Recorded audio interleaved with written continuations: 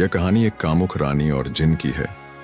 रानी ने कैसे जिन के साथ संबंध बनाकर एक बच्चे का जन्म देती है और आखिरकार जिन और बच्चे के साथ किया करती हैं। चलिए कहानी को शुरू करते हैं। महल की ऊंची दीवारों के भीतर, जहां हर दरबारी अपनी चालों में उलझे रहते थे, रानी माया का दिल में एक अनकही और गहरी कामुक ज्वाला से जल रहा था। लेकिन रानी को शादी करना पसंद नहीं था। वह शाही कर्तव्यों में पूरी तरह से लीन थी, लेकिन भीतर एक आग थी जो कभी बुझने का नाम नहीं लेती थी। यह आग केवल शक्ति की नहीं थी, बल्कि अपनी कामों की इच्छाओं की थी, जो समय समय पर उसके हृदय में बलवती हो जाती थी। रानी माया कभी अपनी इन इच्छाओं से बाहर आने की कोशिश करती थी, परंतु वे उसे हमेशा अपनी गिरफ्त में ले लेती थीं। एक दिन रानी ने महल के एक पुराने कोने में एक प्राचीन चिराग देखा। यह चिराग एक जादुई आत्मा, जिनका घर था, जो सदियों से चिराग में बंद था। कहा जाता था कि जो कोई भी इस चिराग को छूता, वह उस जिन्न की शक्ति और रहस्यमय आकर्षण से जुड़ जाता। जिन्न जो एक समय में शक्तिशाली था, अब चिराग में बंद होकर अपनी बर्बादी और तृष्णा का शिकार था। रानी माया की जब उस चिराग की चमक देखी तो उसकी जिज्ञासा और बढ़ गई। एक रात जब महल का हर कोना शांति में था, उसने चुपके से चिराग को उठाया। जैसे ही उसके हाथ में चिराग आया, हल्की सी लहर सी महसूस हुई और अचानक एक गहरी आवाज उसके कानों में गूंजने लगी। तुमने मुझे जगाया है रानी माया, मैं तुम्हारी इच्छाओं को पूरा करने के लिए तैयार हूं। रानी माया के मन में अचानक से एक आंधी सी उठने लगी। वह जानती थी कि यह जिन्न की आवाज थी, लेकिन यह उसकी इच्छाओं को पूरा करने की चुनौती के रूप में सुनाई दी। न ने उसे यह प्रस्ताव दिया कि वह उसके भीतर की कामुकता, इच्छाओं को पूरी तरह से समाप्त कर सके, उसकी शक्ति को महसूस कर सकती है और उन इच्छाओं के साथ एक नई पहचान बना सकती है। तुम मेरे साथ आकर अपनी शक्ति को मुक्त कर सकती हो, जिन्न ने कहा। तुम्हारी काम वासना और तृष्णा को स्वीकार कर तुम्हें एक ऐसी शक्ति मिलेगी जो तुम्हारे राजसी कर्तव्यों से कहीं बढ़कर होगी। तुम केवल अपने शरीर की नहीं, बल्कि अपने मानसिक और शारीरिक सीमाओं को भी पार कर सकोगी। रानी माया का दिल तेजी से धड़कने लगा। उसे अपनी शक्ति को और अधिक महसूस करने का ख्याल आकर्षित करता था, लेकिन इसके साथ ही उसे यह भी डर था कि वह जिन्न की शक्ति से पूरी तरह से बंध न जाए। वह एक आदर्श शासक थी, लेकिन अपनी इच्छाओं के आगे उसकी शाही छवि कहीं खोसी गई थी। रानी माया के भीतर चल रहे संघर्ष का असर महल के अन्य लोगों पर भी पड़ने लगा। उसके मंत्री, दरबारी और यहां तक कि सैनिक भी उसके व्यवहार में बदलाव को महसूस करने लगे। वे देख रहे थे कि रानी का ध्यान अब पहले जैसा नहीं रहा। वह अक्सर सोचों में खोई रहती थी और उसकी आंखों में एक अजीब सी तृष्णा झलक लगी थी। कुछ दरबारी यह सोचने लगे कि रानी का मानसिक स्थिति अब डगमगा रही है और इसके परिणाम स्वरूप महल की शक्ति संतुलन पर असर पड़ सकता है। वे रानी के पक्ष में और उसे अपनी इच्छाओं से दूर रखने के लिए कोशिशें करते थे, लेकिन रानी माया अब जिन्न के प्रभाव में पूरी तरह से खो चुकी थी। रानी माया की इच्छाएं अब इतनी बलवती हो चुकी थीं कि उसने उन्हें अपनी पूरी क्षमता के साथ महसूस करना शुरू कर दिया। चिराग और जिन्न की शक्तियां उसे शरीर की नई अनुभूतियों से भर देती थीं।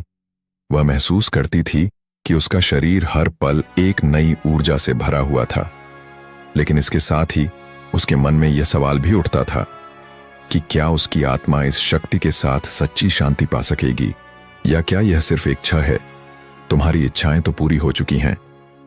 रानी जिन्न की आवाज गहरी और लुभावनी हो गई। अब तुम सिर्फ अपनी सत्ता और शक्ति का अनुभव करो। अपनी शारीरिक तृष्णाओं को जागृत मत करो, नहीं तो कोई भी बंधन तुम्हें रोक नहीं सकता।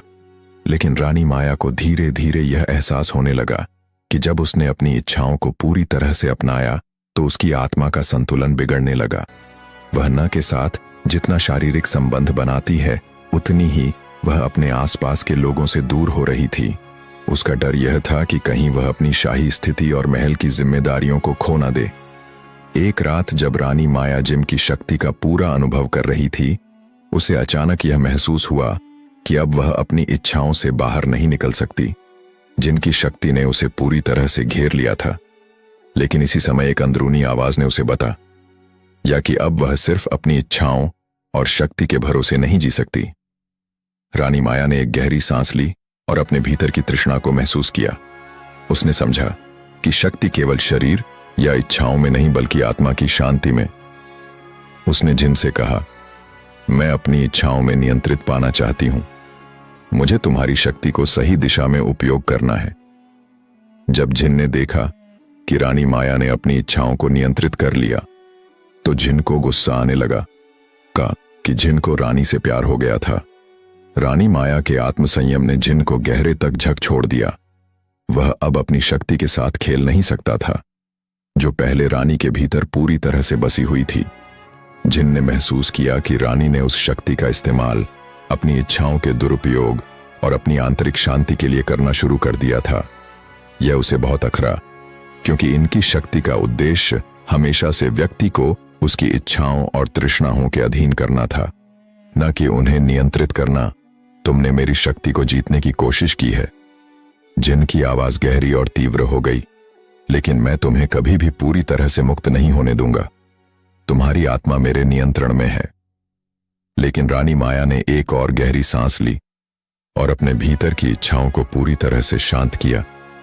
उसने अपने मानसिक और शारीरिक बल को इस संघर्ष से बाहर निकाला और अपनी शक्ति को पूरी तरह से नियंत्रण में रखा। मैं तुम्हारे जाल में नहीं फंसी जिन, उसने धीरे से कहा।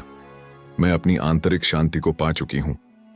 इसकी प्रतिक्रिया में जिन ने महल के भीतर एक जोरदार शोर किया, जैसे वह अपनी शक्ति के पतन को महसूस कर रहा हो। लेकिन रानी माया का दृढ़ निश्चय उसे अब हरा चुका था।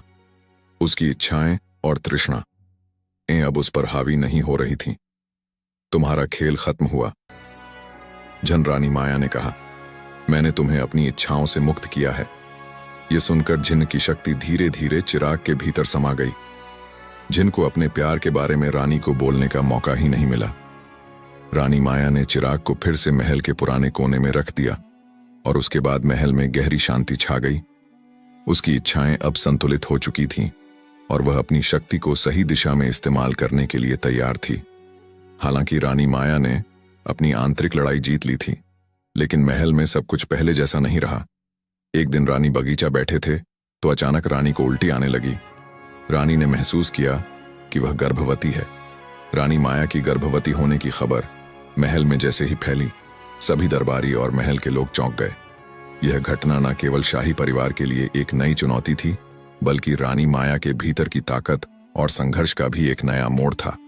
रानी माया ने महल के आंतरिक गोपनीय स्थानों में खुद को बंद कर लिया और मनन में डूब गई। वह सोचने लगी कि इस बच्चे के साथ उसकी इच्छाएं और शक्तियां क्या हो सकती हैं। क्या वह अपने बच्चे को इस दुनिया में लाकर एक नया संघर्ष शुरू करेगी? एक दिन रानी माया को अपनी आंतरिक शांति को बनाए रखने के लिए एक दार्शनिक की मदद की जरूरत महसूस हुई। महल के नजदीक एक अर्श आए थे जो अपनी गहरी साधना के लिए प्रसिद्ध थे।